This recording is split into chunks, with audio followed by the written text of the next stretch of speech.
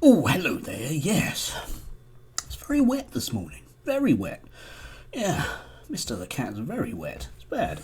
Um, Hello. Anyway, yeah, Wednesday. I thought I'd talk today about the way that schools are pushing transgender issues onto children, often very, very small children, and this is becoming a big issue. Lots of schools will deliberately expose children to, for example, gay men in dresses, women pretending to be men, men pretending to be women, lots and lots of sexual innuendo.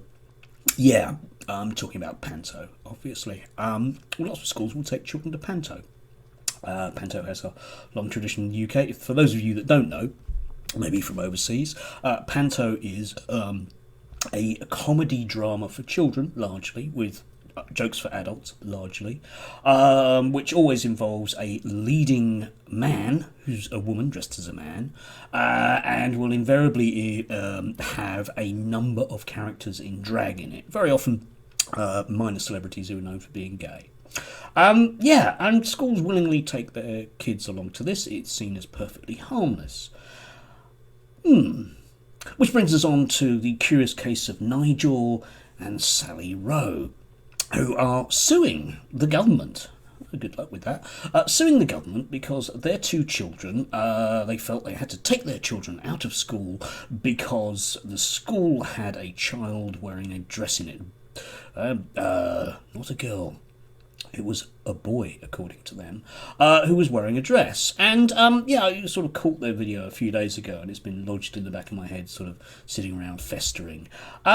Yes, I don't know. For me, these things are intriguing, because Nigel and Sally Rowe really load the argument. They don't have anything against people with transgender issues whatsoever. They just don't want their children to see anything about it, which might well be tricky later on in life. But there you go. Yes, boys in dresses, a major issue, and apparently their 6-year-old was very confused and came home and asked them lots of awkward questions, which they felt anxious about. Anyway, yeah, have a look at the video, because they really do load the argument. It strikes me that they're likely to be one of the reasonably sort of fringe Christian groups in this country because of the way they describe the school as being supposedly a Christian school in C of E. And at one point they actually have a reducto ad Hitler argument, which I think is wonderful, whereby if you say to children in the school that somebody is deciding on some days to wear a dress and other days not, that you'll end up with blonde stormtroopers in dresses.